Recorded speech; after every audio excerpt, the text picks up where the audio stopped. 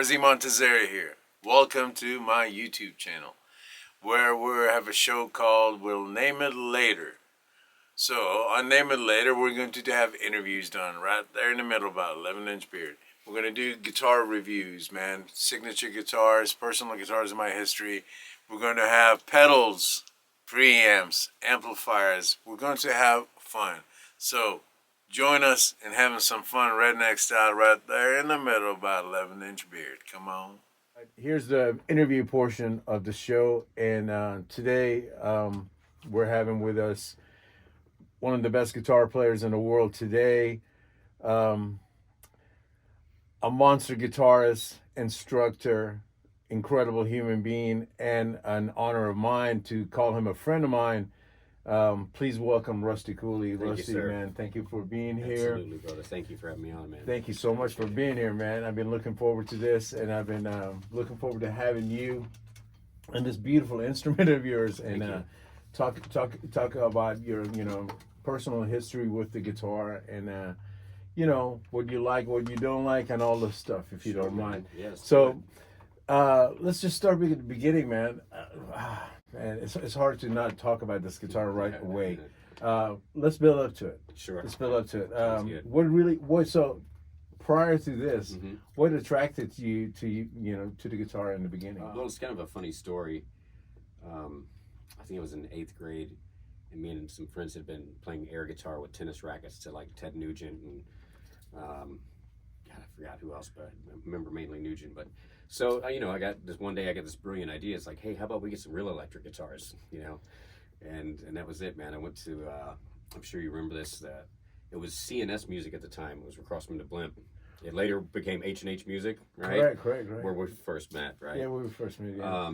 And I went up there, and my parents bought me my first guitar for my birthday. It was a PVT 27 and a Decade amp. Awesome. And I just never looked back. It was just like one of those things that I'm going to do this, and that's it. And so a few years later, you were teaching there. Mm-hmm. Yeah, that's really cool too. So maybe just a couple of years later. Yeah, I started teaching there when I was a senior in high school. I'd been going up there and whatnot, hanging out, and the guy that worked there just watching me play and develop. We both had a mutual fan base or whatever with Randy Rhodes. We were both fans, and he called me up one day. He's like, "Hey man, we need a teacher. You want to do it?" And I was like, "Hell yeah!" I was, whatever Randy did, I wanted to do. He was teaching, so I was like, "All right, man, I got to teach." So and then the offer just kind of happened, and I was like, "Yeah, let's do it." That's awesome, man. Yeah. And that's when we first, I believe, that's when we first met in person, correct? Mm-hmm. Yeah, I think I was teaching up there the day we met. It was not several years, but it was a few years later than, I think we were out of high school. I mean, I was about 18 or something like that. I remember like going, this guy is serious. Watching you play, and I was like, oh yeah, you were like, like watching Eric Johnson for the first time or something like that. Someone who was just like really taking the instrument very, very, very seriously. And you have taken it so far. And like I was saying, not only are you a monster player, but there's just so much behind you being a monster, is that you're also an educator. And and then on top of it, you designed this instrument that's in your hands. So you've given so much to the guitar world, and it's like, wow, man. Thanks for one, personally. Sure. And then it's like watching your journey has been fascinating. For people watching this, like we have a mutual friend. I think prior to me, like I don't really think I had met Rusty in person. Maybe I had at that time or whatever. Then our friend Bobby Fikes had said that, man, you should really hear Rusty. He's gone with Cheddar for 2 years. And he's come out this monster and all this stuff, and fast forward, and we were all out, and you were playing with the band Revolution, and you guys were playing a place off of Mangum Street. It was after dark, man. After dark, and I walked in, and you were already on stage. Yeah. And back then we didn't have even DVDs, Right. We had like VHS tapes. Sure. And I remember leaving going, man, it's like watching this dude play was like literally watching something on fast forward. But it wasn't just that. Yeah. It was Oh man, it was like you were. It was fire It's like shooting out of that guitar, floored, man. That's cool, man. So it wasn't just being floored, and you go think, man, the dedication it takes, Yeah. the work that it takes to actually be that good and just get on stage and make it look like it's nothing. Yeah. You guys were on fire that night, Thank man. you, man. I'll Thank never you. forget it. But Yeah. so, what made you past the point of getting your guitar and like doing the teaching and stuff like that with your friends? What was the transition there? Well, it's the funny thing is, you know, I never set out to be a fast guitar player. Just all my heroes kept getting faster. You know what I mean? I just wanted to play as fast as my heroes, as far as the speed thing goes. But I mean, it's just, I don't know, man. I'm just super driven. You know, whenever I decide to do something, I do it. There's no half-assing it. You know, it's just all the way. It's funny because when I was teaching at the Texas Music Emporium years later, the owner of the store, Jim, came up to me, and I guess he'd overheard me getting on one of my students' asses or something like that, you know. And he takes me to the side and he goes, "Rusty, you know everybody's not like you." And it was in that moment that it was a big aha moment because I thought that that's just the way people were. If you Right, do something, right. you do it. I didn't realize that some people didn't take things as serious. You know what I mean? You exceeded You know. serious. Yeah. I mean, seriously, Yeah. because it's like the level of your playing, and it's like the the musicality behind all of it too. It's just not the speed, which I think it's just absolutely phenomenal. Yeah. The speed Thank is you. just like just a part of your playing. The musicality behind it, the phrasings, and everything you do is, but the speed is almost just like kind of like you're like the Texas Sean Lane. It's Yeah. like Thank you. you Man. play I'll at take a that as a compliment. speed. Yeah. But Yeah. but Sean did that too. Yeah. There's a ridiculous clarity in it, Mhm. but it's at a ridiculous speed, and either you're born with it or you really work hard at it. I think I'm a natural practicer. Man, I mean Yeah. that's so much to admire about that, and so much to gain from that, and you've always been a personal inspiration because you. I mean we're running into each other like Yeah. a long time ago at Steve Yeah. I show, and Yeah, I remember man. telling you, man, Yeah. when the DVD stuff came out, when the Yeah. books came out, Yeah. you want to tell us a little bit about the, I remember, what was it, something from hell, Chops from Hell, and I had seen some of their stuff online, and I'd noticed that there was one of my influences, a guy from Corsicana, Texas, Derek Taylor. I had some lessons that he had made. They were pre-made lessons that he was selling to people, and I ended up with one of them. And then I saw him on Chops from Hell's website for sale one day, and I was like, oh, maybe, I thought it was all, just had to be this perfect studio and all that stuff. That's what my image was, and it was like, well, you can do it however you can do it, right? So I asked the guy, I said, hey man, can I do an instructional for you guys? And he was like, sure. So I sat in my house with my camcorder, one of those big ones that looks like Channel 2 News, right? The big thing you put on your shoulders that, I had it on a tripod and I sat in front of it and that was it. No editing, I mean, of course I sent him the VHS tape when I was done and he spliced some things around, but that's where I got my start, again, I always wanted to do that sort of thing. I kind of, my favorite guitar players were teaching stuff or, were teachers at one time. I wanted to do that too, and that's where I kind of got my start. The first one was Shred Guitar Manifesto. Yeah. Yeah. It was really cool, man. It was very well received. It did great, man, and that was back in the beginning of the internet, really. Just so far yeah, back, and it opened the door for so many people because we're talking like the first wave of that extreme shredding. There was always shredding, but there was just that next level. I always call it Sean Lane. Yeah. It's like Sean was a huge influence in my playing. I mean, it shows, man. Just listened to him. That and Paganini. I listened to that. There was a time when I was working on my instrumental record where all I listened to was either Sean Lane or the 24 Caprices. I was just trying to absorb everything I could from it. You know what I mean? And it's not like I sat there and tried to learn any of Sean's licks or, I did learn obviously some of Sean's licks and the Caprices, but that wasn't my intention. I wanted to take what I could from it and do my own thing with it. Like with Sean, a lot of times when he's doing his, like he'll do these unaccompanied solos with just a drummer, and it'll be like very atonal, right? Non-diatonics, doesn't fit any scale system. It's like, well, I don't play in those situations, so I had to figure out ways that I could take my influence from him and put it into a key. You know what I mean? And I don't want to get way off into theory and stuff, but you know, there's little tricks you can do to, you know, with inharmonic tones and intervals and all that kind of stuff.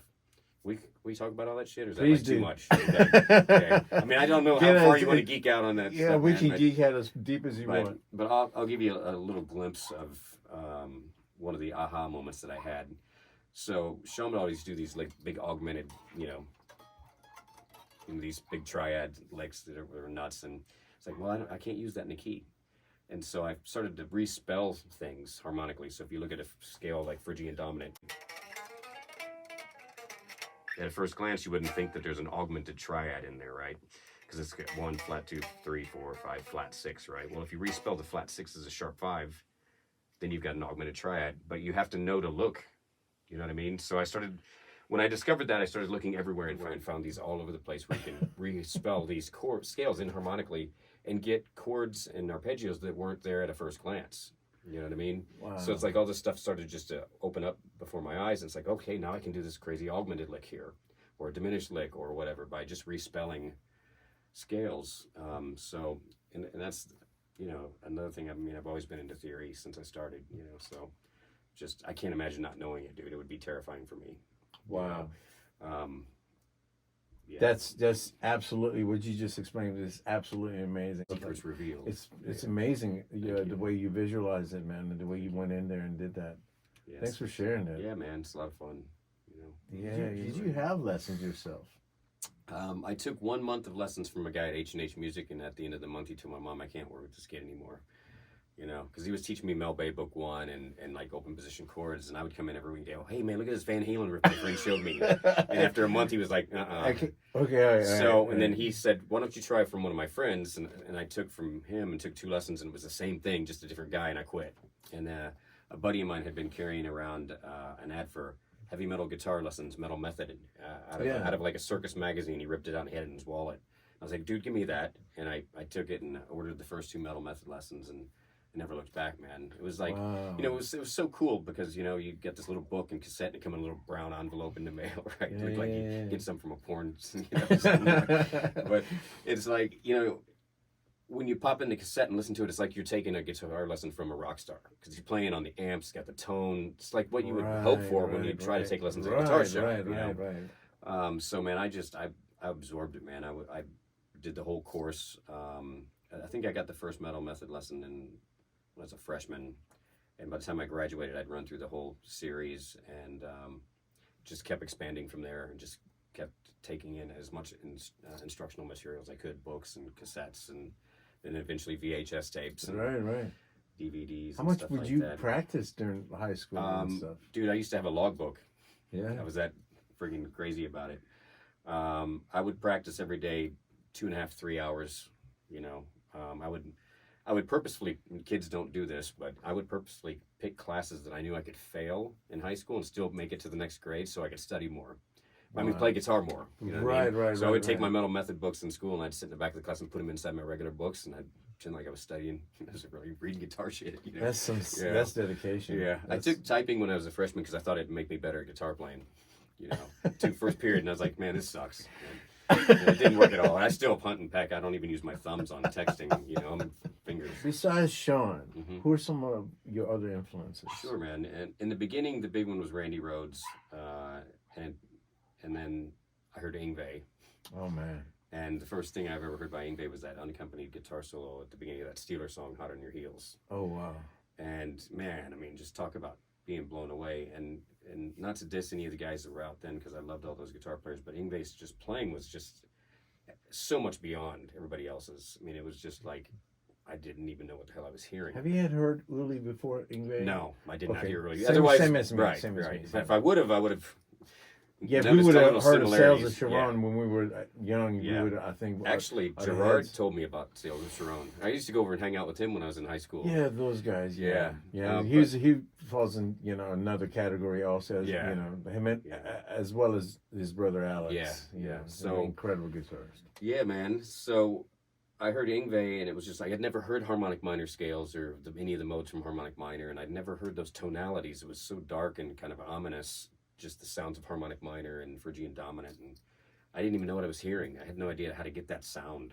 I was just blown away. And then, of course, I don't know, within a year or so, I think Steeler came out in '83, which I didn't hear it in '83. That was the year I started playing guitar, actually, which really makes me old now. But it was probably a few years later, and then I heard Street Lethal by Racer X, and it was like, holy shit, here's this guy that's like the American version of Yngwie. It was like, the Hollywood, LA version of Yngwie. Natural minor scales, no harmonic minor and stuff. Yeah, but like Japan Healing Yngwie. Yeah. And it's just like, holy shit, man. And then, of course, Tony McAlpine and Vinnie Moore. And, I grew up on Shrapnel Records, man. That was my go-to. I listened to everything that they put out and was influenced and in many ways by all of them, that was on Shrapnel during that time. And of course, incredible. Of course, I was listening to Demiola and Holdsworth is already at that age, and I was lucky, man. I used to hang out at Bateman Music, and that's where like Gerard and John Ziegler and some of the other guys hung out, and they would always tell me about all these guitar players. So I learned about fusion and jazz and country and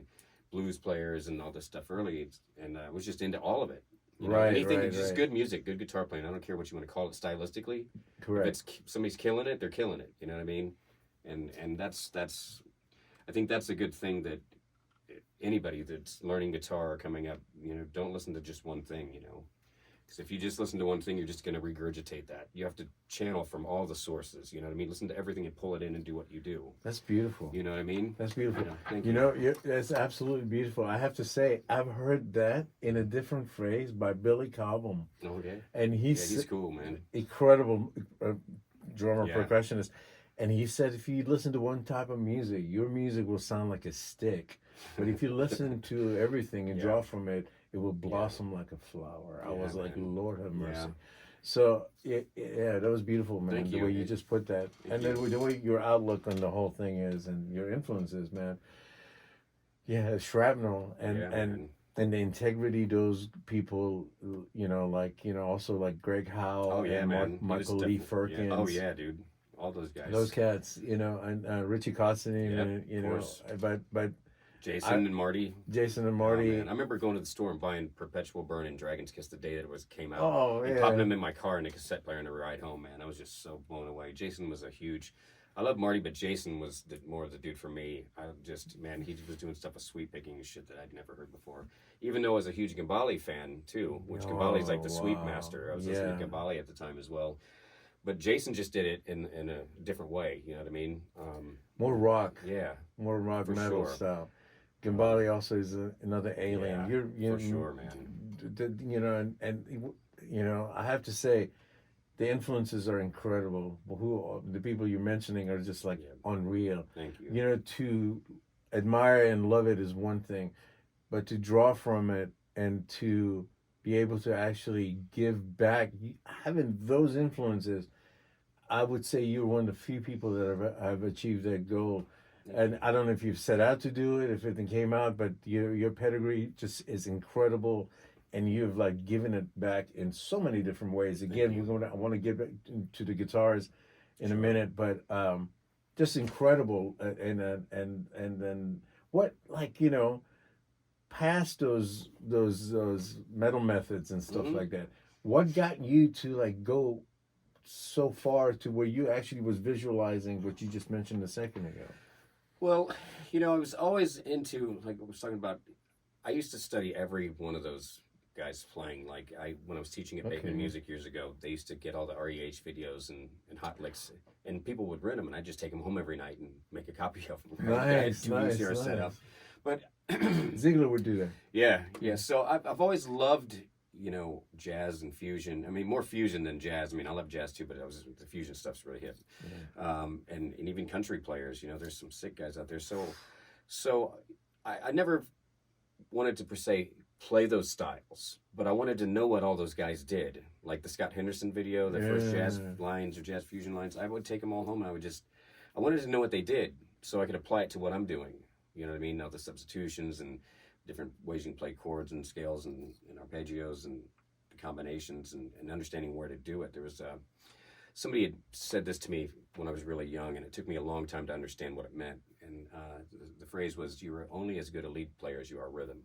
Mm. And at the time, I thought that just meant, timing, strumming, which later on I came to understand is much deeper meaning. It's like how well you understand the chords that are being played is how well you can play over those chords, knowing all the options. You know what I mean? Everything that's happening. Yeah. So if you know about those chords and those chord progressions, and you go, okay, this scale, this scale, this scale, this arpeggio, this one over this one makes another sound, a substitution or whatever, and improvisation back in the day for me was a boombox and a cassette. Yeah. And I would record myself playing a rhythm for 5 minutes, pop it in the thing, and have 5 minutes of playback. This was before the internet. You know what I mean? There was, not even social media. No Fostex 4-track. Yeah, man. My first ever instrumental that I recorded was on one of those, and it was a 4-track. There's no punching in, right? The instrumental that I recorded, my first one, I actually ended up putting it on my instrumental album when I released it like 10, 12, 13 years later or whatever it might have been. But when I recorded the first version when I was young, no punching in, so I had to play the whole thing all the way through. It was an instrumental, shreddy stuff, and I maybe did about 4 passes of it, and at that point you just have to take the best one, right? Because you can't fix nothing, That's back in the day when you actually had to play your songs, right? It's a thing, people. I'm telling you. Kids, so you had to actually play your songs all the way through, right? Not to say that I did it, but I picked the best one. It's a different art, It's a different art. It's a different art having to go through. Yeah. I mean, think about Skynyrd, man. They had 3 lead guitar players. Correct. What did their rehearsals look like? You know what I mean? That's got to be tough playing all that stuff, man. 3 guys. I mean, it's not extremely off the chains technical, but dude, just the timing and getting that right. And look at Rhodes together, double, triple tracking solos. Yeah, that's being worked out. That's just got to be working it out. You know what I mean? That's paying attention to detail. Yeah. On a completely another level. Yeah. That's a deep, I would say, love. Yeah. You literally have to be either crazy or in love deeply with what your craft and your art, where you just keep diving in deeper and deeper and deeper. We both had signature guitars, but with 2 different companies. Right. You used to be with Dean and had incredible guitars with Dean, and I know I had great success with that company. Yeah, it was and now let's speak of like how you got to Dean and then got to this incredible monster. Sure. I mean, for me, I grew up in the right era. We had guys like Eddie and Randy. Eddie was out there customizing his guitars himself, and Randy was having guitars custom built for him. So that was just, I thought it was, that's just what you do, So I started modifying guitars in high school and working on them and taking out pickups and doing different things to it. I scalloped my first guitar in my bedroom in my house. and I got a picture of it too. It was one of my PVs. Like the whole neck? Oh yeah, I did it wow. I did it all by hand. I just sat there with these like sandpaper and dowel rods and just, this was in high school, and I got a picture of it, just sawdust everywhere. My mom was pissed. What are you doing in the house? But anyway, But I mean, so I started that far back, and that's some curiosity. Yeah, and Randy was a big influence again. I know I keep mentioning him, but he had the Jackson V, that offset V. I'm talking about that I loved. So my first real guitar was one that me and my dad put together from Warmoth Parts. That was in modeling that one. You know what I mean? It wasn't a real Jackson, but man, it's the 4th thing we got in common. Yeah, I put Warmoth Parts together to get the Priestess. Yeah, there you go, man. So that was my first real guitar, and then I. A few years down the road, I wanted to start playing Strat style guitars, but every time I'd pick up a Strat, my hand would hit. Sure. The cutaway, and it would be in my way. So I had a custom 6-string built by a dude named Rick Becker, Bateman Music, man.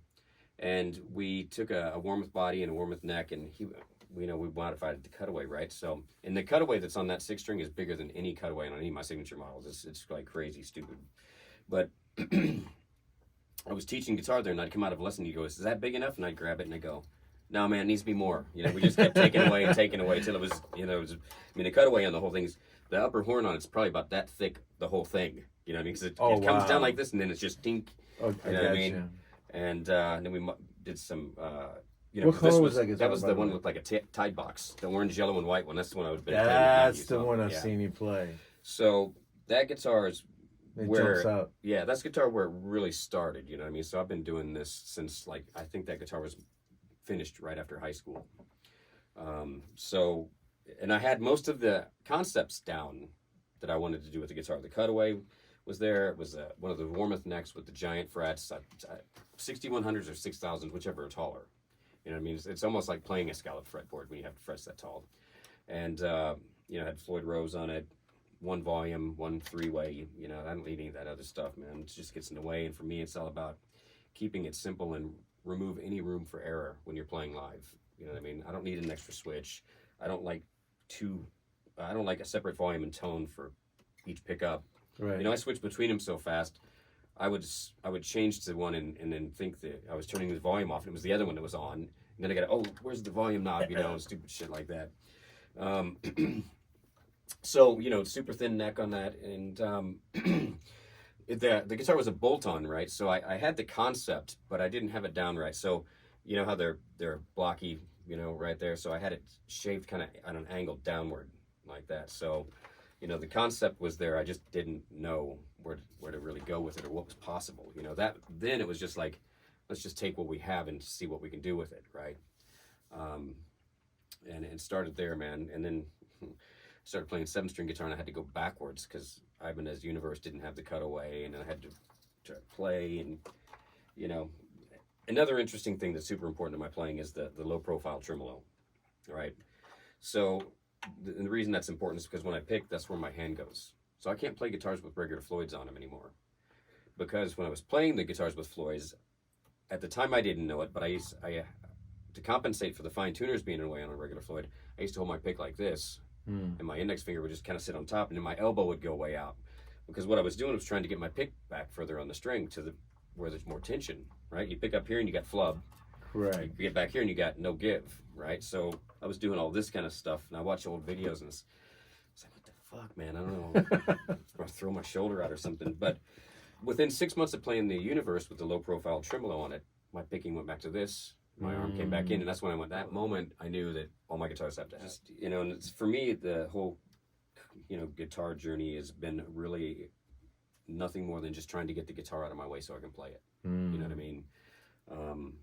When I went with Wormsby, you know, I had this concept, this vision. I always had this vision that one day I want to have a guitar that no matter what fret I'm on, it's going to feel like I'm at the 5th fret.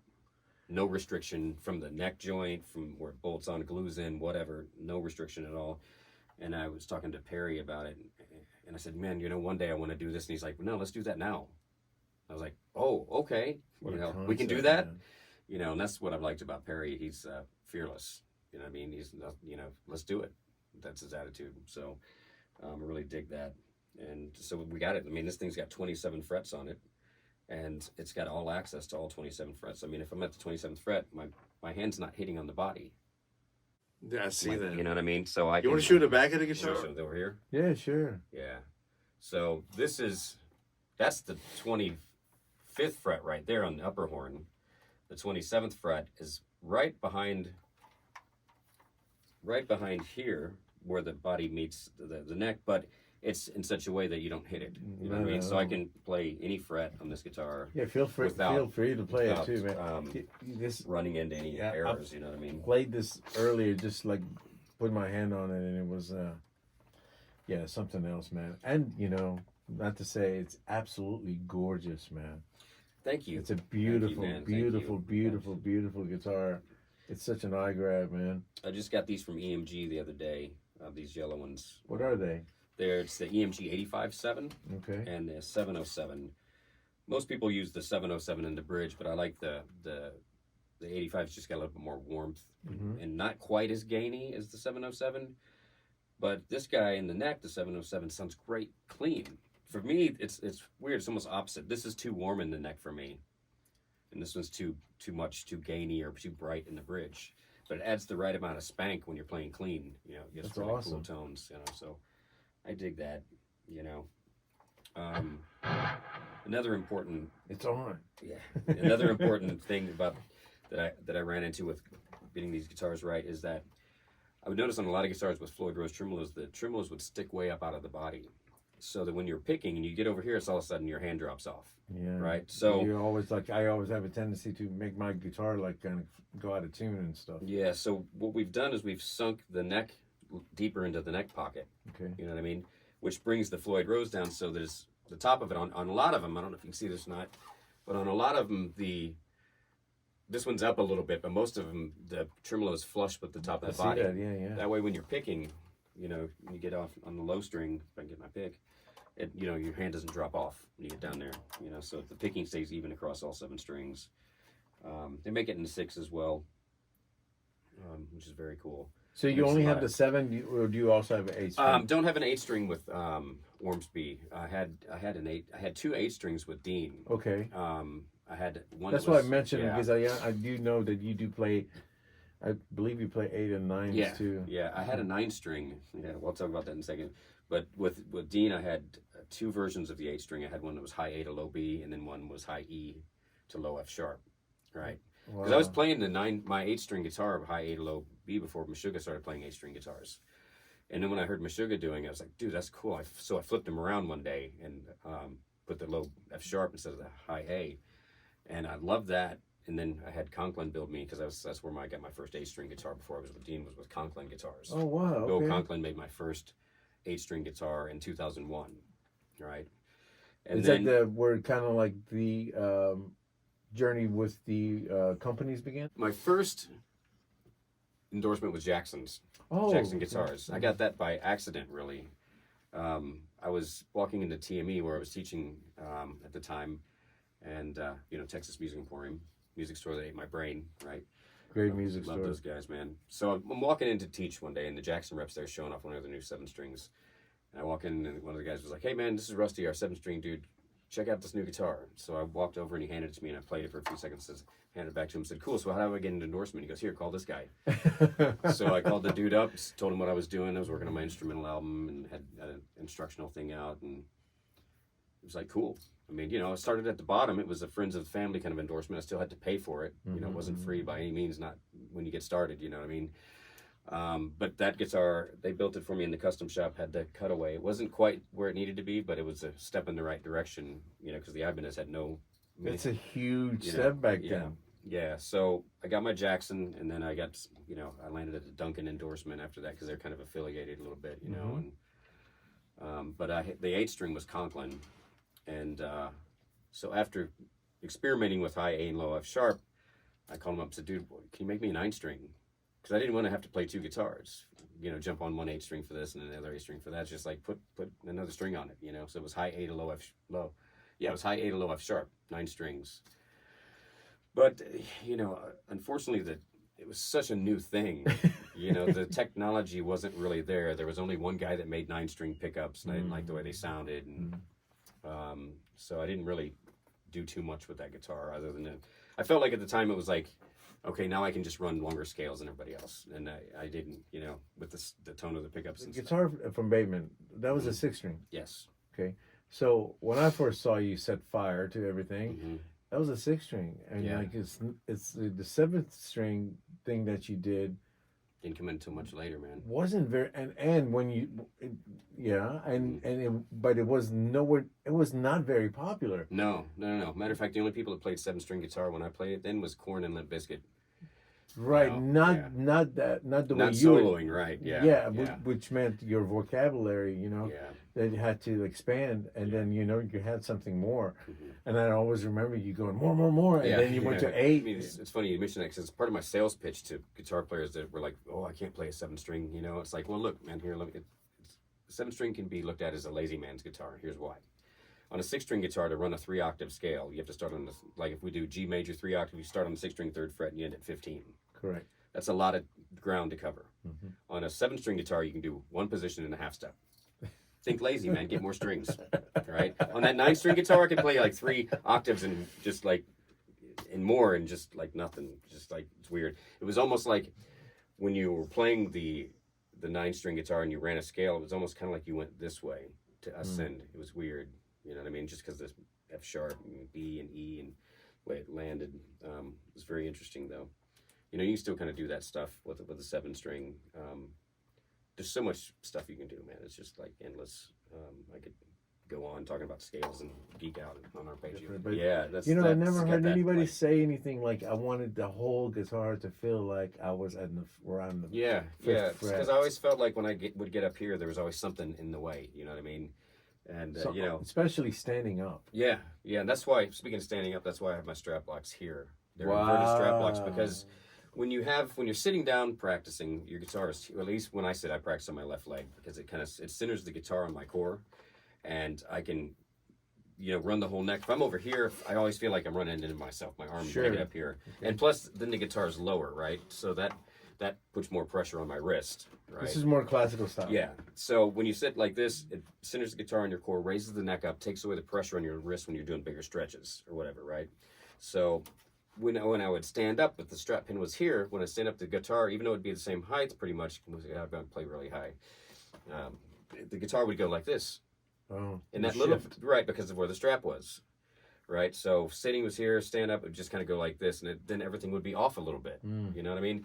And that always bothered me. You know, I always felt like live I'm standing up trying to it's nudge two the different guitar worlds, over. sitting down and standing up. Yeah. And you don't want it to be. So when I put the strap over here, it changed that. Now when it stays exactly the same. When I stand up, it doesn't move. Okay, so it comes in a little bit. Yeah, so it hugs your body. Yeah. I play with it. I'm always like, yeah. I sit when I'm playing. It's almost like I'm holding on for dear life, so to speak. Yeah. Thanks for all the tips, yeah, man. You bet, brother. But you know, keep elaborating on this guitar and just, you know, the fan frets. Yep, you know? certainly, man. It's got fan frets. It's a multi-scale neck. It's 26.2 on this side and 25.5 on this side, so it's regular scale on this end. But it's just a little bit lower. I didn't really want anything that much because, you know, dude, I'm already stretching as far as I can. And when you make it that much longer, then it's like, okay, so now I'm making it even harder. So I wanted to keep it at a minimum. So what's its function? Its functionality is that it gives you a little bit more tension on those low strings, you know, because I don't tune standard. I'm an E flat standard or B flat standard, whatever. So it just gives you you know, some tension back. And I also, you know, even being tuned down a half step, I still use 9s for 1 through 6.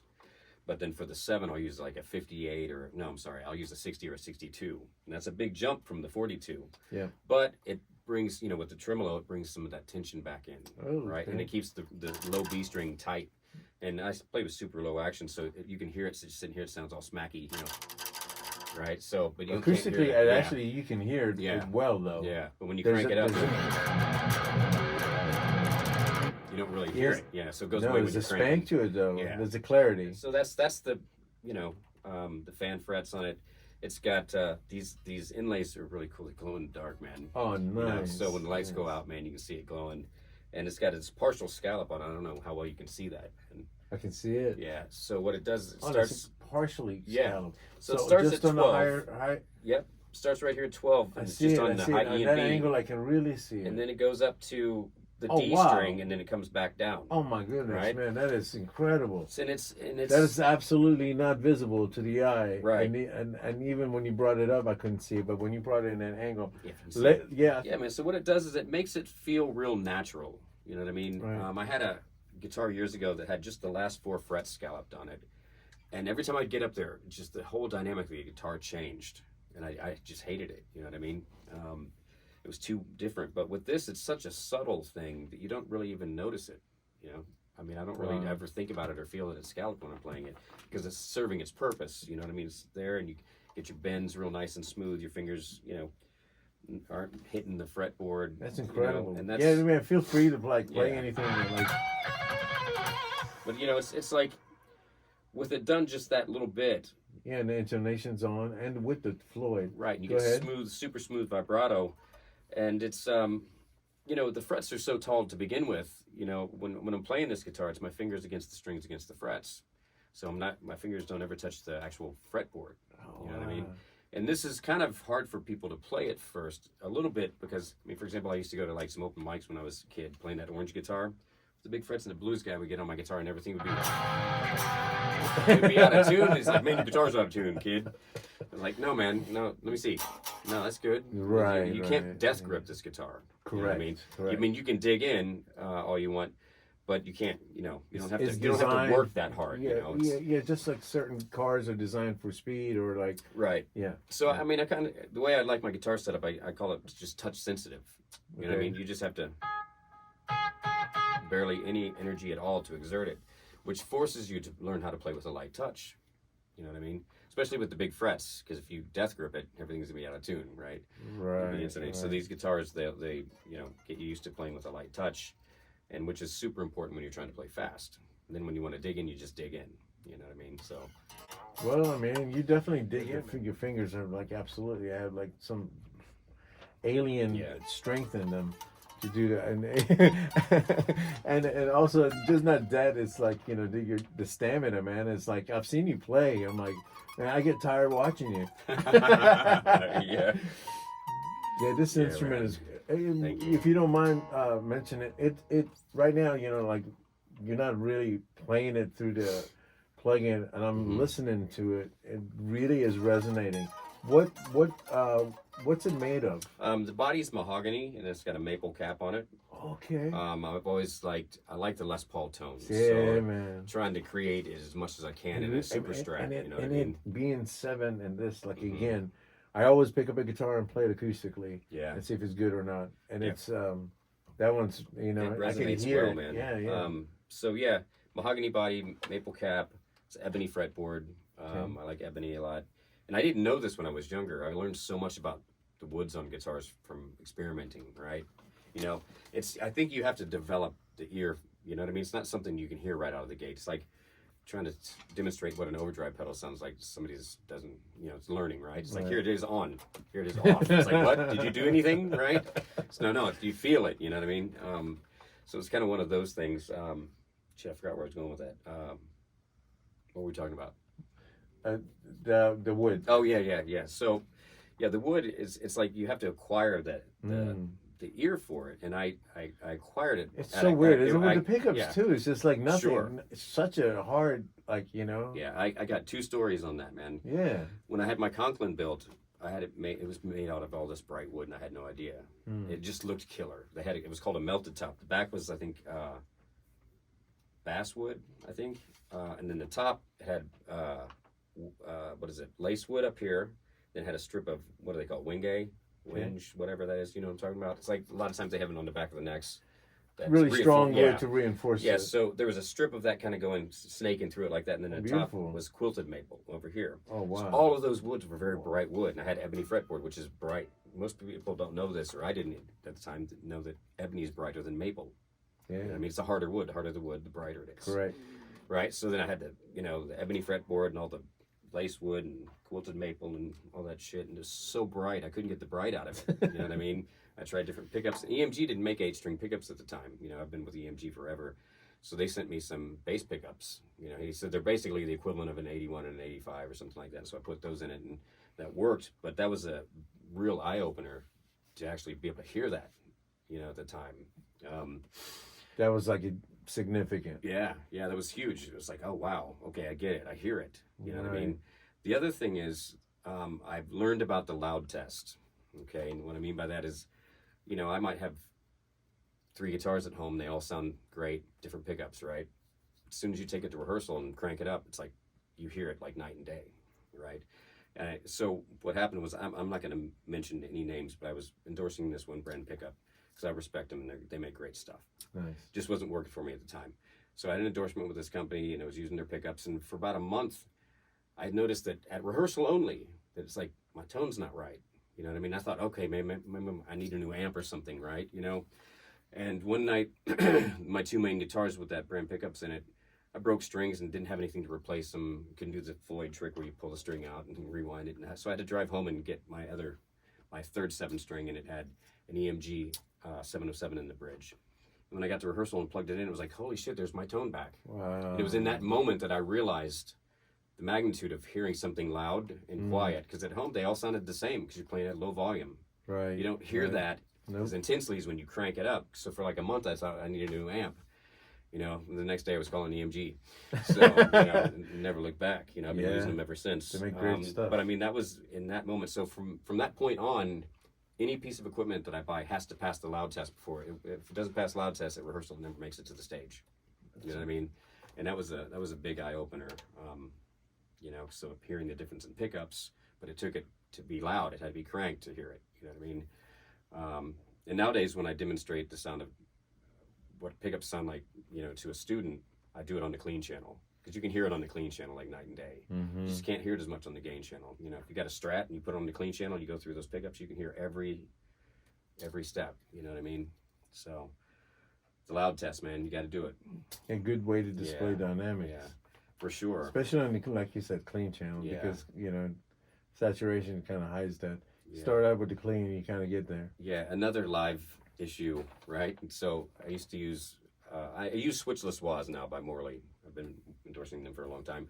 But I used to, before I used Morley, I can't tell you how many times I'd be on stage at night at a show, and I'd click on it thinking that I was turning it on, and it was really off. So I'm wahing in my solo, and I can't really tell, and it's not doing anything, right? So then I'm done with my solo and click it on, thinking I'm turning it off, and now my guitar's feeding back like crazy in the treble position on the wah, and I'm going, what the fuck is wrong? You know what I mean? It's like, after doing that a few times, it's like, switchless. Remove all room for errors.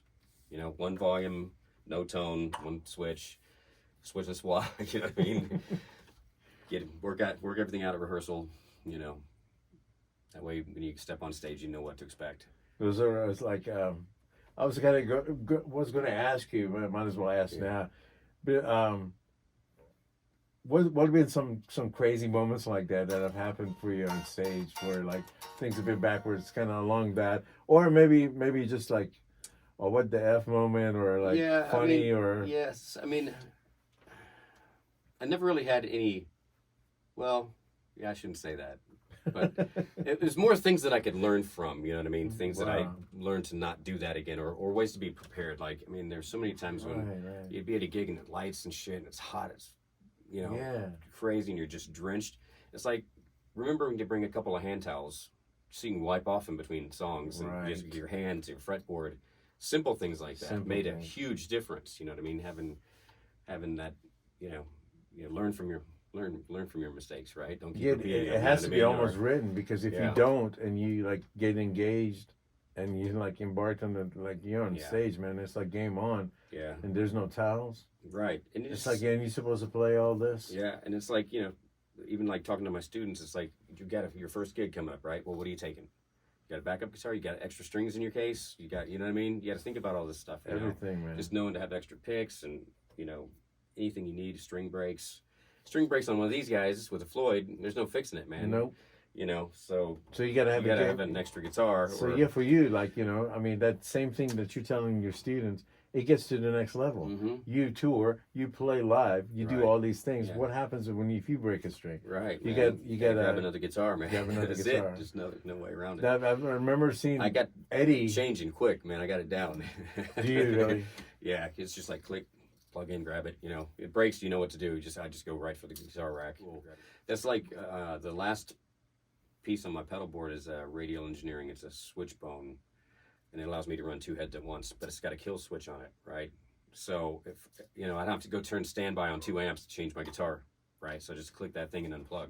I'm ready to go walk back up and click it off. You know what I mean? Yeah, that way you can't, you know, just unplug your guitar with a tube amp on stage. No. You know what I mean? You fuck it up. It's loud. Then you'd be me. Did you do that, man? I have a tuner on stage, and I still tune like I don't know, man. Some parts of it. So, you know, opposite side of that, you know, and it's amazing to hear you talk about things that would be sometimes, for instance, setbacks as advantage points that you learn from them, and then you move on, because they're, you know, like they say, experience is something you only get after you need it. Yeah. What are some of the high points that has happened for you? Man, there's been some great things. I personally have seen you with the greats out there. Thank you. You know, and you know, just always just like, wow, man. Yeah. You know, but what have been some? My dog sure does love you. Yeah, man. It's a good pup. So a really cool moment was, oh, hello. She really loves you. All right, so gonna hang up. And so the high points, you know, I think one of the real cool one was when I won this guitar contest in Houston, you know, and I'd been in a couple of them when there was like some kind of shady shit that was going on, you know, like people that shouldn't be judging and stuff. Yeah, you can't have strippers judging a guitar contest. They don't know what the hell's going on. No, there's maybe a little bit of a conflict of interest there. Right. Yeah. So I'd been in a couple of them. A little bit of favoritism, maybe. Right. It didn't turn out that good. And then finally, man, I won in '95. And, you know, I didn't do it because I was trying to be that. I did it because it was like, man, you get a new guitar and you get some studio time and I get this amp. And, you know, it's like I needed that stuff at the time. Right. You know? So I was doing it because I needed the gear and shit. So, but that was a cool moment, for sure. Another one was when I developed a relationship with this dude at Guitar One magazine, which is no longer around. Remember that magazine? It was pretty course, cool, yeah. of course. Dude named Chris O'Byrne that worked there, I made contact with because I sent him a copy of Shred Guitar Manifesto and he did a review on it and whatnot. And then my instrumental album finally came out and I sent it to him and I was calling him up to ask him if he'd gotten it and had a chance to listen to it. And he was like, no, man, it's on my desk. I'm going to get to it. But go check out the new issue of Guitar One. There's a column that you're in. It's about fast guitar players. And he was just down, you know, just making it sound like that's a little nothing, right? You know. So I go to the store and opened up. I'm at like Barnes and Nobles or something, and open up this page, and it's like the top 10 fastest shredders of all time. Right. And it's like top 10 fastest. This was in 2003, and you know, I was just like blown away because almost I every totally person, remember, man. almost every person on that list was a hero of mine at some point. You know, they're all like most of them were influences, and it wouldn't have mattered what number I was on that list. You know, I could have been 11. You know, it wouldn't have mattered. You know. It was just. I It was do like remember that, man. That was a very cool moment. I bought like 5 of them, took them home. That was a cool moment, I think, for all of Yeah. us that lived here, man, Yeah. or anybody that played guitar around here. I thought that was like incredibly cool, man. Yeah. Get to see your name up there. Yeah, man. And you know, from being from Houston, like you've done so much, man. You've moved so much, Yeah. and the influence you had, like it's just like you know, you get, you know, you're so humble, man. I got to get this out of you. You've done more than just the guitar alone, just the pick that you play, man. Mm-hmm. Yeah, man. These are Swiss picks, right? I don't know if you can see that. They look like obviously Swiss cheese, kind of. This is the nuclear cheddar model. Put it next to that guy. There you go. Right. Nuclear cheddar. Right. Yeah. So it's a great story behind this too. The guy that runs the company, Pete, he sent me some pics. I don't know. I think it was about 5-6 years ago. I can't remember, man. Seems like it was just yesterday, right? Yeah, man. But he sent me some pics, and they were like medium, heavy kind of pics, and they were just regular round tip, like kind of like a Fender, right? Style, Okay. you know what I mean? And he sent it to me, and I was like, well, you know, said thank you, they're really cool, but I play heavier gauge picks, and I play something with a little more of a point, not quite pointed like those sharp ones, you know what I mean? But just a little bit of a. It's a bit heavy. What Right. gauge is that? It's a 2.0. Oh. So I was like, dude, I play 2.0s, and it's got more of a With a tip. yeah, with the tip. And he's like, well, we don't make anything like that. Thanks for checking them out. I was like, okay, cool. You know, and I didn't think too much about it. Next year, he calls me up. He's like, dude, I made you this pick, right? And it looked like exactly like this, but it was orange. It was just called the Cheddar model. And I got it, and I liked it, but it was made out of a different material. It's called Durlin, I think, Okay. right? And for me, that was too warm of a material. I want more attack, right? So I was like, dude, can we try this other material, you know? And he was really hesitant because it's, you know, it's not a huge company and it's very expensive to make one because you have to have plates made. Right. So it's an expensive process. And he just kind of was like, man, if you don't like it, you don't have to play it. And I'm like, no, dude, I love the pick. Can we try this? Can we just try this? And it's went on for about 6 months, right? So I get a call from him one day going, dude, I made him. This is the best pick I've ever played. It's so fast. The pick slides off the string like glass. And he's just like going on and on. I said, dude, if you would listen to me about 6 months ago, we'd be beyond this now. You know what I mean? So I always laugh about that. It's pretty cool. But seriously, it's Good thing they took the risk. Yeah, man. It's a super fast pick. It's a brighter pick than a Durlin. And you know, when I started playing heavier music, I found that the rounded tip, like the regular Fender extra heavy style picks, that it just wasn't. You know, I couldn't get through the string as well. You know, if you're playing down here and trying to do it And it fast becomes with blurry. you know, that kind of stuff. There's a clarity to that. Yeah. Again, acoustically. And you can hear these picks. If I have one of the Durlins next to it and you drop it on a table, you can hear the difference in the tonal property of the pick, Oh wow. which is crazy. You know what I mean? Talking about tone of a pick, but it's a real thing. You know, the Durlin, when you drop it on a table, it's a little more warm.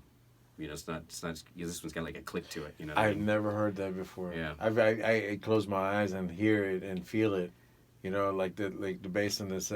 Yeah, next how time you they got work. several picks sitting around, just I so certainly- drop like you're playing At the quarters, same man. surface. I Yeah. will, man. Yeah, I you'll will. hear it, man. And the guitar that you're holding, Yeah. that what's the difference Yes. between this and the previous one? The only difference is that I've got a single coil up here. Oh, And I've always been a huge fan of single coils. I just haven't found, I'm trying to, EMG's working on one for me now.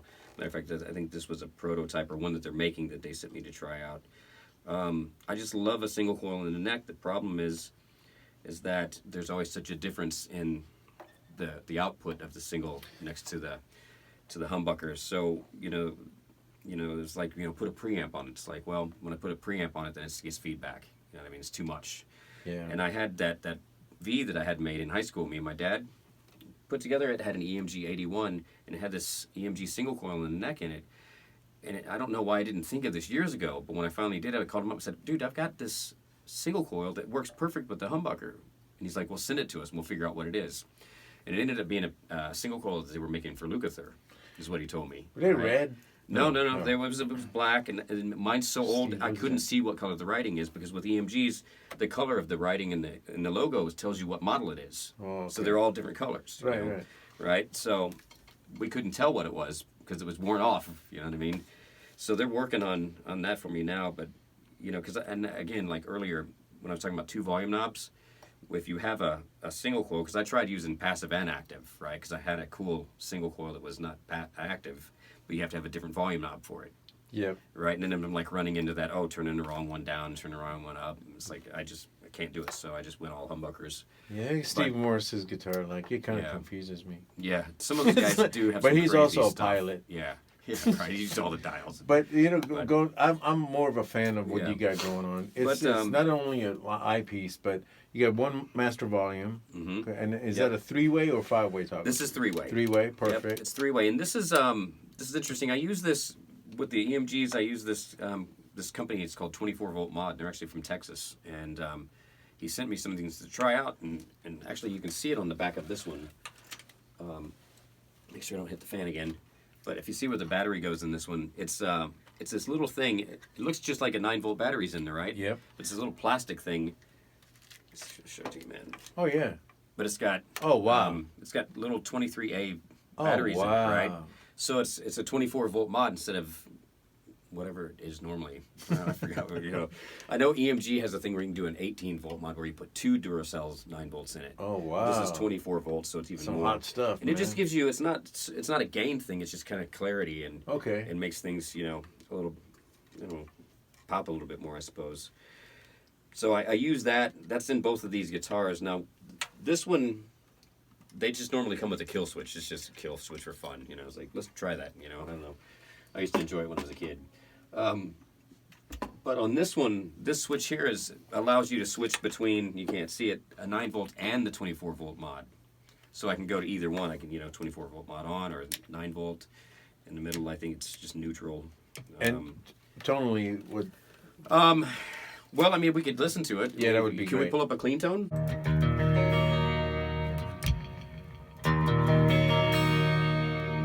Which one's louder? the latter, This the one. first one. Yeah, This one, that's the 24 volt mod. Then you do off.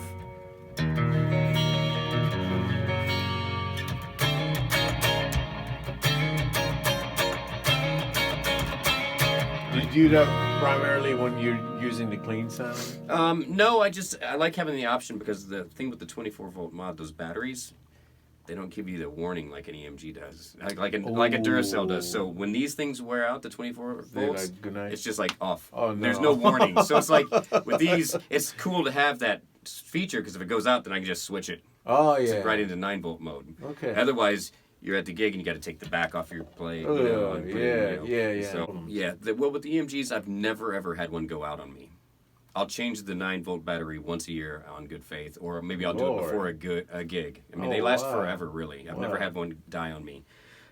So that the regular 9 volt battery functions great. As long as you unplug it when you're not playing it, you can't leave it plugged in. Otherwise, it's just like a pedal. You leave the pedal plugged in, next morning it's dead. Sure, yeah. So it will drain it if you keep it plugged in.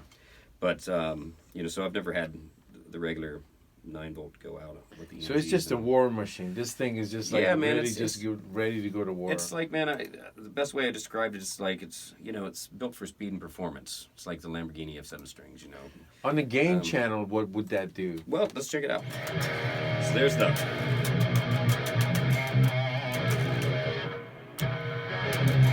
Oh wow.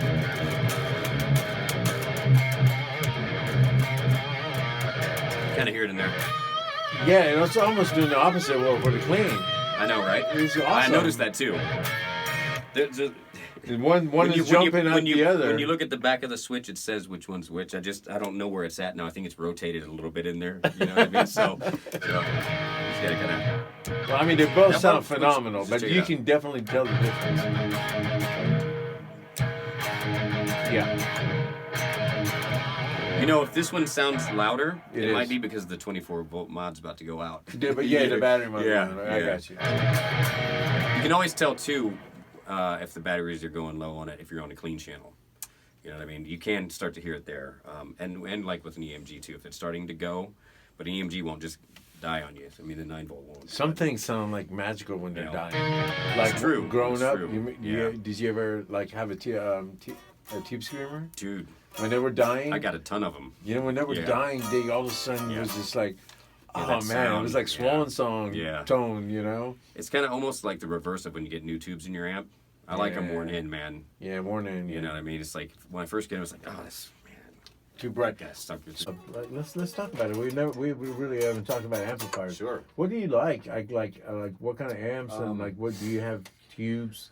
I personally like the EL34 guy, you know. But Yep. since then, you know, when Mike Fortin came out Mhm. and was like, "Hey, you can put two 6L6s and two EL34s Yeah, in this man. amp," I was like, "Whoa, game changer!"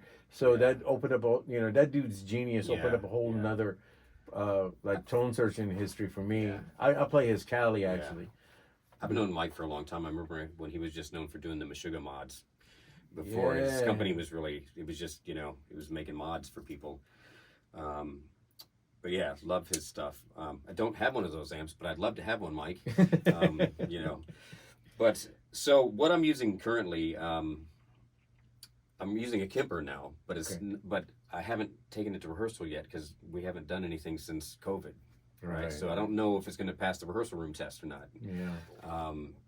But my main amps now, when I'm playing live, I always use two heads. So I've got a 6505 Plus, Oh yeah. and I've got a Bogner Ubershaw. Oh yeah. So it's got EL34s and 6L6s. Oh, right? yeah, man. And that's what I use that switchbone That's for. tone heaven right there. Right. Man. So when I'm playing live, I've got both heads, and then on 1 212 and 1 412 and 1 212 and 1 412 for each stack.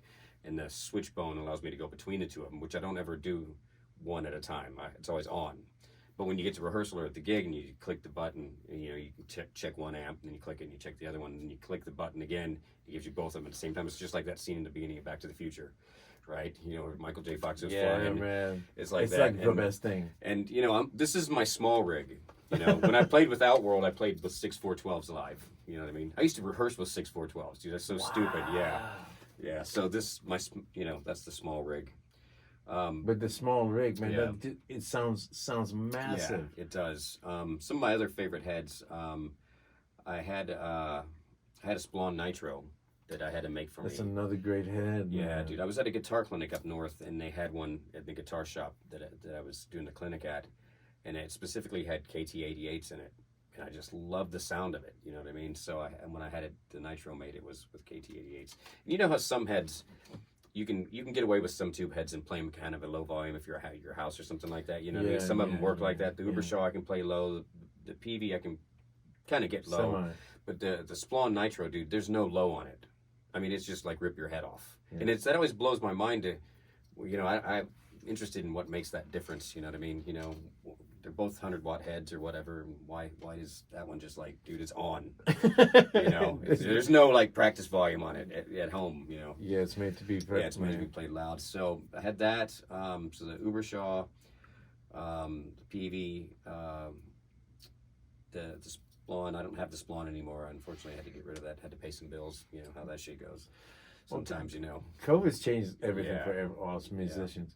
That's the amp journey, though. Keep going because Yeah, these dude, are you're naming some incredible tonalities. Yeah, I was with PV Amps for a while, and I had a bunch of their amps. I had like the 6505 Plus and the 6534 with EL34s. It's another That great one was amp, really man. cool, man. And then I had JSX, and then the 3120, which was pretty cool. It was kind of like the newer version of the Triple X that they used to make, which is kind of rectifier based, right? Right, right.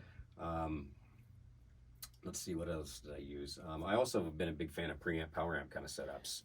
So I did that whole route for a long time. I mean, my instrumental album was recorded with a Fender M80 preamp Okay. into I don't know if I had this power amp at the time, but what I ended up using with that, because it was a solid state preamp, I ended up with a VHT 292 power amp, right? And it had KT88s also. That Fender had the saturation, though. Yeah, man. And my Tube Screamer was on at all times. Yeah.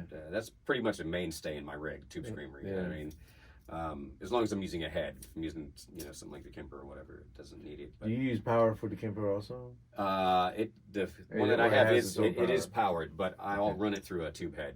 Okay. Use the tubes. Cool, right? cool, Yeah, cool, yeah, man. I mean, it's like when you look at it, this Kemper's like 600 watts, but it's not like tube watts. Yeah. I don't know. There's a difference there. You know what I mean? It's like, a tube head's just rad. You know what I mean? So I'll couple that with I'll run it through my Bogner or my PV for the Power Stage Live. I have played with the Kemper Live twice. Revolution did a couple of reunion shows during COVID, and I brought that to the gig. How did it do for you? It worked good, man. It was just weird playing that stuff after all those years. Did man. you had to go through cabinets or just? Yeah. Okay. I always run cabs, man. Yeah, man. I'm- You gotta push some air, right? Yeah, dude. There's no feeling like pushing that air. So the Splon probably was just designed for Dude, things like that. the Splon was beast. I had another amp that was really raging. It was the EVH 5153 Stealth. the Stealth Modern day model. heads, Yeah. would you say, what would you like? What do you like now? I mean, well, that's a good one, man. I was about to say. Yeah, I'd love that. These are probably EVH these are- heads, or like probably, like pound for pound, some of my favorite ones. Yeah. There's a lot of great companies. Like Yeah. KSR is a great company. Oh yeah, dude. Fuck Kyle's yeah. a great company. Yeah, man. Mike He sent me a Ford. couple heads to Mike's try actually out. got a Meshuggah blackout run going out right now. Really? Is that the first ones that are going out? He just re-released some. Okay. Some. Is that the ones where the knobs on it will adjust by themselves if you hit No, something? I'm not sure. Okay. But it's Maybe I hopefully I do didn't know let it's something like out of the bag. it's a black head and it Yeah. says Meshuggah in black. Dude, It's the Meshuggah blackout. Dude, I believe it's called the blackout. I'd love to hear that, man. And I like it. and then I would say that last name I got to attend prior to COVID, there was an English company called Dover, Dover, Never heard of those guys. and he used to work with Mike actually when Mike Okay. had a little stint at the High White, I believe. Yeah. I think it was High White. I'm not sure. Is it High White? Yeah. Well, he was with Randall too. After Kinda. Randall. Okay, after Randall. But yeah, Mike is the Yeah. reason Randall Thrashers are like one of those Yeah. heads that he designed many, but Mm-hmm. that head is up there to me. It's like Ubershaw is unexplainable. Ingles got some Yeah. heads Yeah. that are Yeah, just for like sure. that, just staples. I feel as though the Thrasher is one of Mhm. those heads. Yeah. There's a crispiness about it that Mhm. it's like unmatched, man. Yeah. Some heads have it, and that head really has it. And now his Cali, Yeah. Cali is, I love his Cali. Was it kind of like that Thrasher? It's quite unlike the Thrasher, Okay. actually. It's a 50-watt head, and it's just like, I love it, man. Yeah. I love the Thrasher, Mm-hmm. so I go 50-50. Okay. I do the same thing. Yeah. And like you said, practice, I Mhm. got them a half stack here, one half stack there. Nice. So you separate them. I try, and when the like a beat stops and I'll do guitar break with Yeah. like one, and when Okay. it comes in, I'll kick both. Yeah. Just like yeah. you said, Dude, man. it's like boom. It's like an atomic bomb Yeah, going off, dude. man. It's Yeah. like such a great feeling. That's totally But sick. it's two different, or like I think recently I used the blue guitar and the Cali, Okay. and Yeah. I really love the punch of also Mm-hmm. sound coming out of speakers, man. Do you prefer in-ears or I've never. Well, I shouldn't say that. I played in-ears for the first time earlier. Well, it was last year. Got up and did a guest solo with some guys, and it was my first experience with it. And it was pretty cool. They they had their shit down, so it was mixed well and everything like that. That always scares me. Yeah, so for me, if I want to get some in-ears, but my thought was I was gonna try it first with one in and one out because I still want to hear my cab. But I see the benefit of how much tighter it can make the whole band if you can hear all the articulation that you can't necessarily hear at all times on stage. You know what I mean? You're supposed to play with new band musicians, right? It brings you, I guess, in a way, it brings you together. Right. It makes everything that much tighter without having to guess it. Yes, I can't tell you how many nights I stood behind the drummer because I couldn't hear well. So now I'm not performing well, but at least I'm on time. Right. You know what I mean? You know what I mean? So yeah, I understand. There's, but that, and I think that's always like that for the level of musicians that you're doing your audience a favor by doing that. Yeah, and it's like when I was in Outworld, it was even more important because with Outworld, this shit was so meticulous that you couldn't miss. You had to hear everybody. And we didn't use in-ears, so it was really tough. So you had to hear everybody, especially at all those times with certain breaks and stuff like that. And Outworld wasn't a hard band, you know what I mean? To play that shit live, you really had to be on top of your game. So when I started Day of Reckoning, I was like, I'm going to make this a little bit, just kind of tone it down a little bit, so I can run around and act like a fool. Yeah, and it's still over the top. Yeah, it's still over the top. It's still over the top. I've seen I've seen all your. We played together, man. Yeah, and it's always been just an incredible thing to watch you play. So it brings about my next question. What are you, I think we're going to, all your social media and website and stuff like that, I'm going to probably put right about now, we're going to drop some thumbnails on the screen. Cool. But what are your future plans now? What are you planning on doing? I know COVID has set everyone back. It's my teaching, I've got students all over the world that I do online lessons with Skype, and I've heard it from people in different countries and stuff. Yeah, man. It was really bad in Greece as far as being on lockdown and all that shit. We were like out of it here, and they were still like being like, gotta stay in your house and can't do shit. And it caused a severe depression. When you can't get out and interact and you're in like confined for that amount of time, it's not good for a human being. For me, I actually thrived during COVID because everybody was home taking more lessons. Nice. So it was, I hate that it was for that reason, I'd much rather that it didn't happen. Yeah, but you're offering an absolutely noble service, and you do it at such a level, Yeah, so, that was, if anything, that would be the only positive for me out of that whole situation. I only got COVID, I got it finally, but earlier in January. This year? Yeah. I've never had the vac, and I've heard too many horror stories, and I don't want to get off all on that political shit, but I got it, and it was just like, I know that there's different strains and all that stuff, but mine was, I've had the flu worse than COVID. Yeah, I understand. So, but that was just maybe. That was, I got it too without having the shot, and it was like a severe case of the flu, and I've been there before. Yeah. And I wouldn't want to get political about it either, but it's really, really flicking. Yeah. Unfortunately, man, we've lost some serious. We've lost some friends. We've mutual friends, and people that definitely their time wasn't up, and so but we're here now, and we give towards life in this way. What are your future plans? Well, right now, I'd like to get Day of Reckoning going again, but I think everybody's busy with other stuff. So what I want to do is, ultimately, this would be my ultimate thing, right? To put together a band that can play my solo album, all the Outworld stuff, and all of Day of Reckoning, all under one roof. Go out and just do my own thing, playing everything from my catalog. That would be incredible. Be sick. But finding those kind of musicians is, I'd have to hire them. You're not going to find guys that just step up and join the band. I would pay to see that, man. Dude, that would be incredible. I would love to do that. That would be incredible That'd to be, like have like your musical journey all unfolded in one evening. That would be absolutely insane. Yeah, that'd be the ultimate thing. But in the meantime, I'm continuing to write music, and I'm starting to catalog ideas, and just kind of starting to put together. I got some drum software, drum kit from hell, and some stuff like that. Nice. I just want to start trying to, it's been so long since I've had to learn software. I feel like out of the game a little bit because I haven't had to do it. That's the fun part, though, man. You get to start all over again. It kind of makes you feel, Yeah, but that's why it took me. I haven't done another instrumental album because on that, for my first one, my only one, I had to do everything. It was me with the Boss DR5. I was programming drums, programming bass, programming keyboards. It wasn't. We didn't use all that on the album, but just the demo process was that. Sure, I mean, man. That's a lot of work. Yeah, dude, I had to write for everybody. You did have really great Yeah. musicians with you here in Houston But that was you brought up. It was so difficult, man. You know, it's just like I just want to play guitar. You know what I mean? And that's how I still feel that way. But I learned how to record, and I use Logic, and I've got Drum Kit from Hell, and I just gotta. It should be much easier with these tools than the ones I used before. But it's a little bit just of to learning play process. guitar nowadays. It's like you signed up for like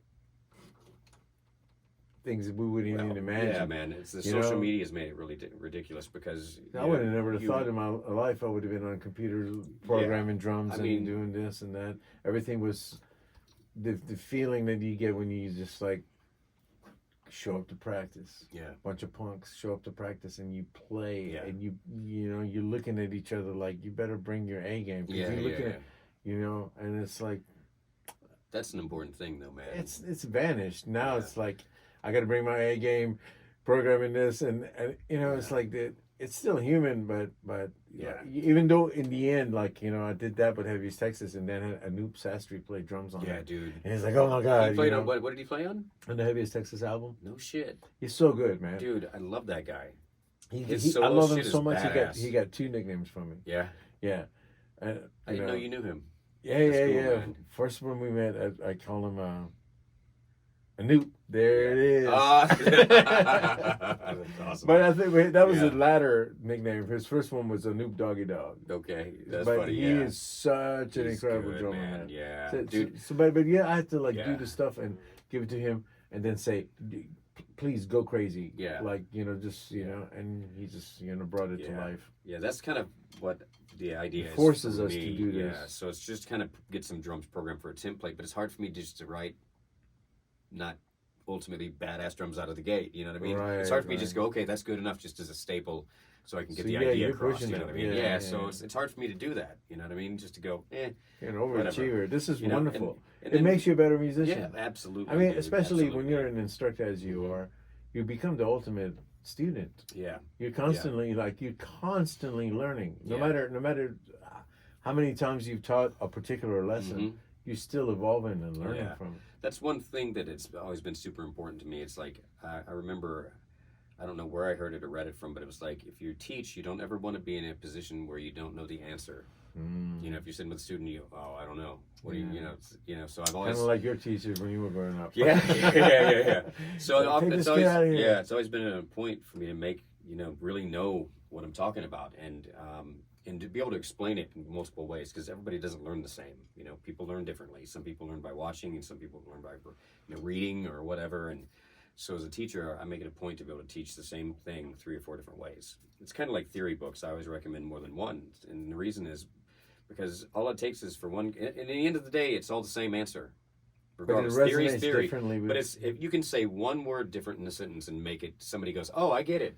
Just by one word. That's brilliant, you know what I mean? Man. That's brilliant. So I make it a point to be able to, you know, think about things in different ways. That is doing such a big service in such a broad perspective, because I've heard that there was a study done where they conducted tests amongst kids, and, you know, these kids like got A's and these kids failed, you know, and they changed the method of the testing using visuals and music and art and stuff like that.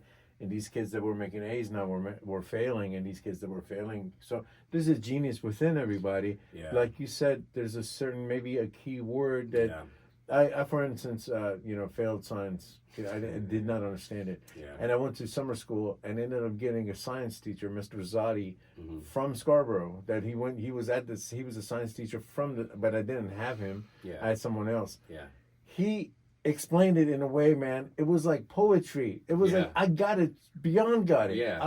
And I'll never forget him. Guess about to this day, Mr. Zotti, rest his soul. Yeah, man. He was just like he taught me that you present it in a way, you know, and you taking it, you know, like you say, that's approaching it in 4 different ways. Somebody's going to get that. Yeah, that's super important for sure. I mean, I was lucky to have some cool teachers when I was in high school as well. They were very supportive of me in music. I mean, I would take my guitar to school and practice during lunch, you know. And when I was a senior, I was a counselor aide first period, but he just let me play my guitar for that hour. That's amazing, because they clearly saw the talent. Yeah, you know. my you know, like one of the talent shows that I played in, you know, my parents they didn't get it, you know what I'm saying? But one of my teachers was there taking pictures, you know what I mean? You Wow. know, the experience was really cool, and that whole thing was cool. You know, the first time I played was So you a get talent show. recognition Yeah, man. almost like outside the home first. Yeah. My parents, you know how that, you know that Steeler solo with Ingve at the end where he does that thing with the delay where he crank it up and it goes, you know that thing? With the analog delay. Yeah. I did that in the second talent show that I played in, which happened to be the only one my parents came to see. At the end, I did that little trick.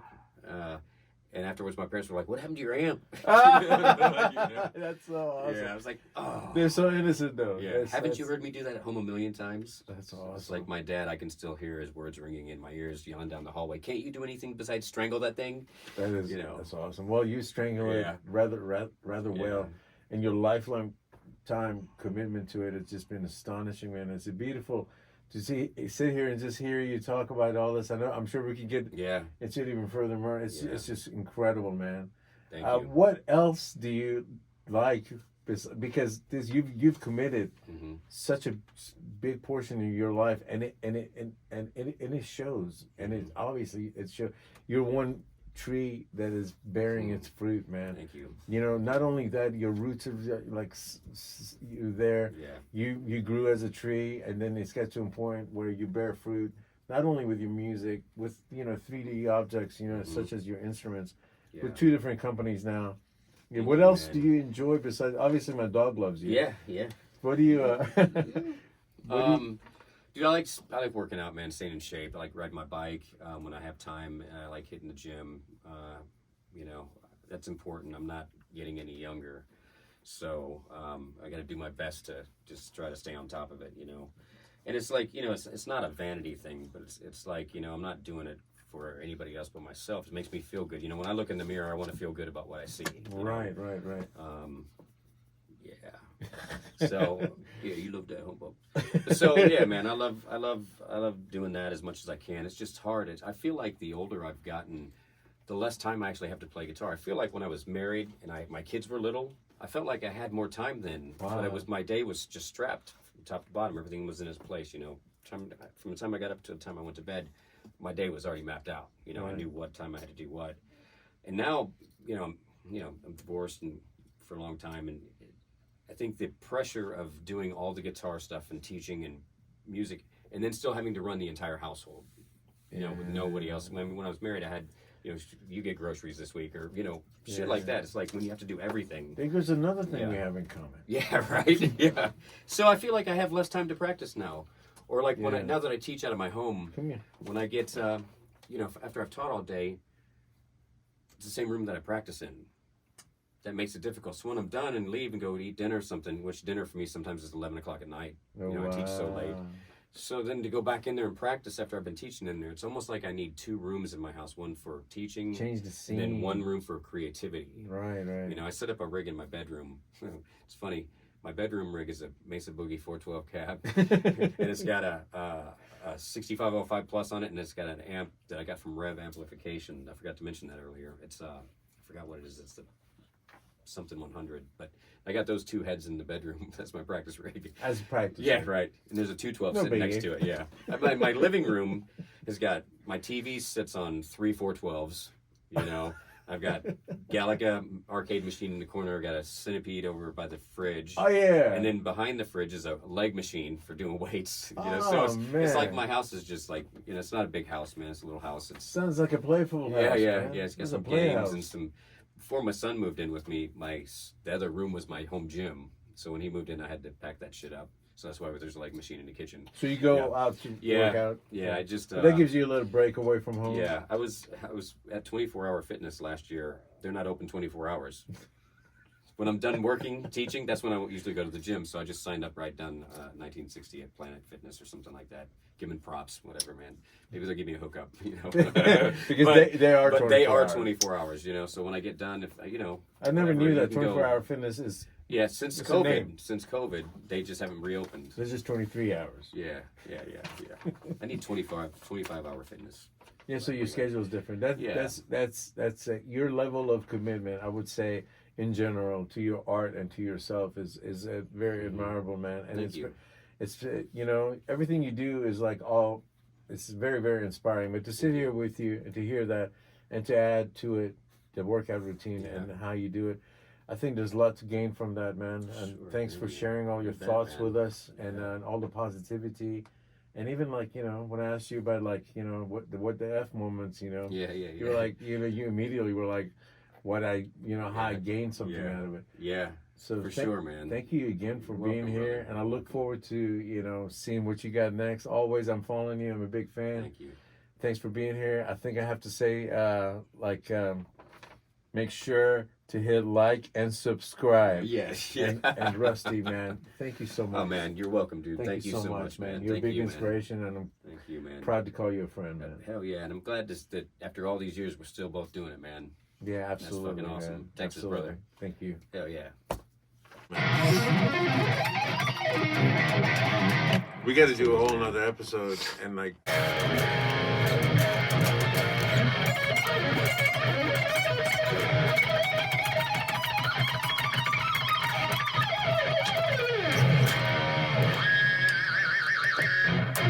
Sorry.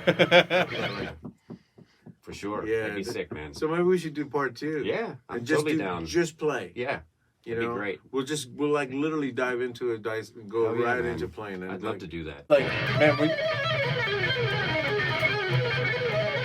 It's the Gallagher lick, right? When the little thing comes down. Ah! yeah, it's